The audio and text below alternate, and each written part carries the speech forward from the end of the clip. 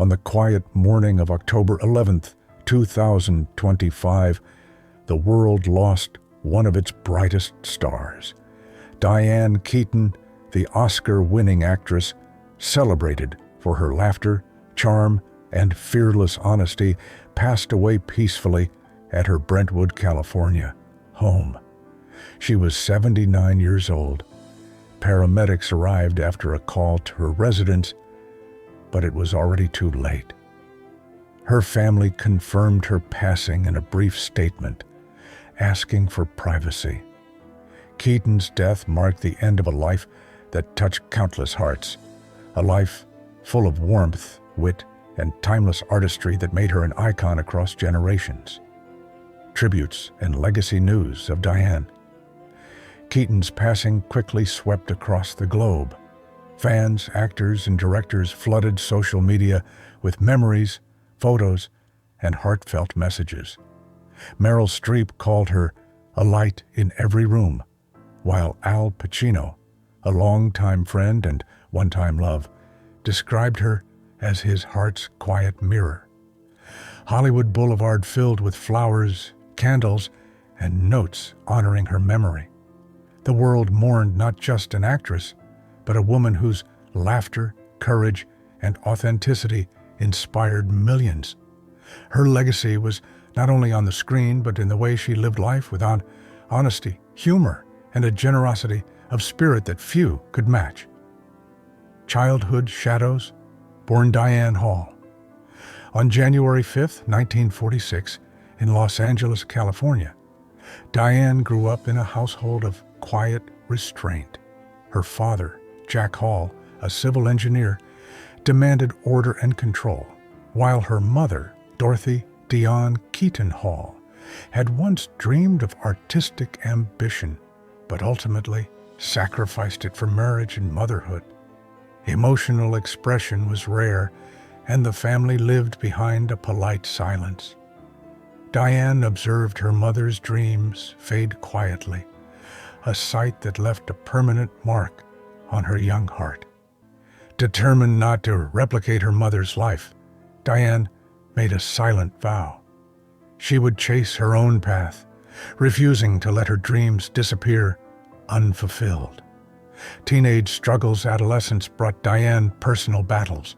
She struggled with bulimia, later describing it as sick and creepy, a coping mechanism to meet societal expectations. She sought acceptance while hiding inner turmoil, masking pain with public smiles.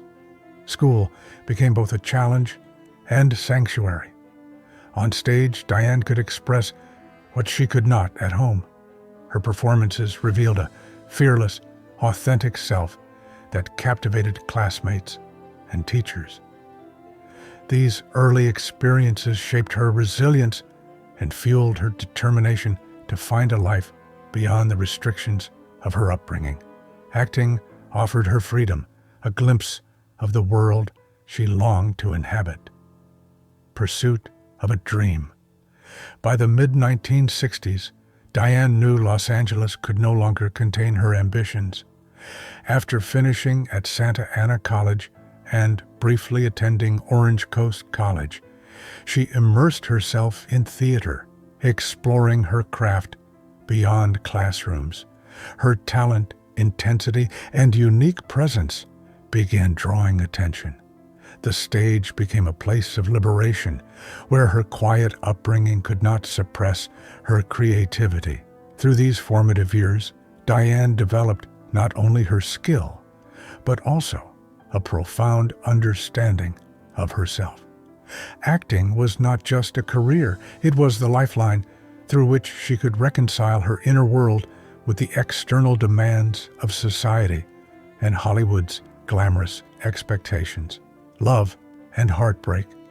Diane's personal life intertwined with her career, most notably in her long, complex relationship with Al Pacino. They were opposites, she expressive, he private, but that difference fueled their magnetic connection. For nearly 15 years, their love moved between closeness and distance, shaped by careers and conflicting desires. After their reunion for The Godfather Part 3 in 1990, Diane sought clarity and proposed marriage, only to be met with silence. Heartbreak lingered, but both carried a deep, lasting affection. Diane's reflections later acknowledged the reality. Their love was real, yet imperfect. Their creative chemistry remained immortalized in performances that captured both passion and restraint, retreat and reflection. After this period, Diane stepped away from the public eye to process grief and personal loss. Her father's passing layered additional silence over her life, compounding the heartbreak she experienced with love and fame. In retreat, she reconstructed her life gradually, embracing reading, journaling, and long walks. Diane explored what mattered most, learning that healing required patience and self-compassion.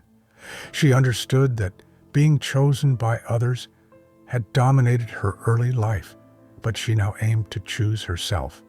These quiet years were pivotal, allowing her to rebuild resilience, embrace inner peace, and prepare for the next chapter of her life with clarity and intention, motherhood and renewal.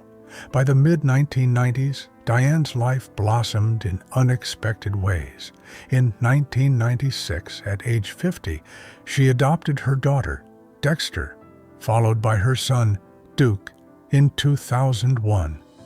Motherhood offered a second chance, filling her life with love and purpose. Diane described her children as saving her, giving her mornings renewed with laughter and meaning. The experience of parenting humbled her, teaching patience and unconditional love.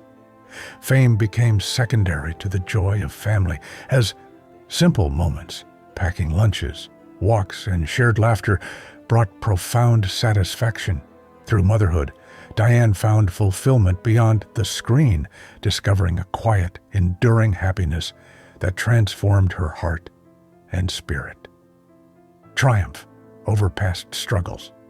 In her later years, Diane continued to address past challenges. Therapy and introspection helped her release guilt and shame from years of battling bulimia. She emerged stronger, not only as an artist, but as a person capable of turning hardship into wisdom and beauty. Diane's life became a testament to resilience. She rose from heartbreak, grief, and personal struggle with grace. Her journey illustrated that true strength often comes in quiet, unnoticed ways, and her story inspired many to pursue healing and authenticity. Even as challenges resurfaced later in life, she met them with courage cultivated through decades of introspection and perseverance.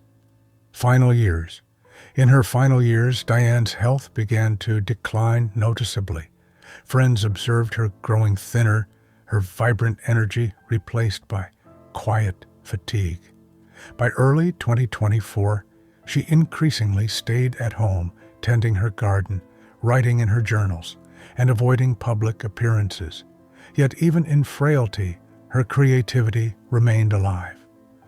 In late 2024, she recorded First Christmas, a tender musical offering that carried both emotion and farewell.